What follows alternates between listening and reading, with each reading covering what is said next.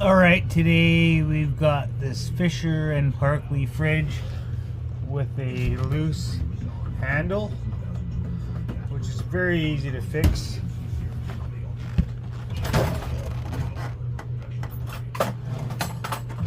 I just used a butter knife and went in here and popped this bottom piece off.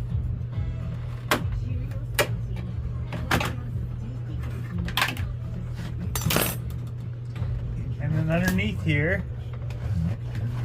you will have your little piece to tighten up, and you just tighten that up nice and tight, and then your handle is nice and tight, and then you can snap this piece back in.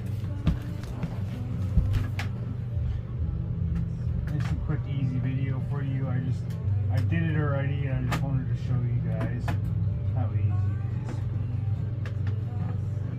I dealt with the handle for years. It was just driving me nuts. Finally, I decided to fix it.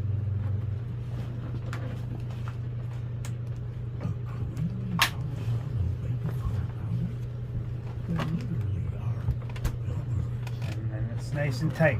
Fisher and Parkley fridge. This is KW. Thanks. Cheers.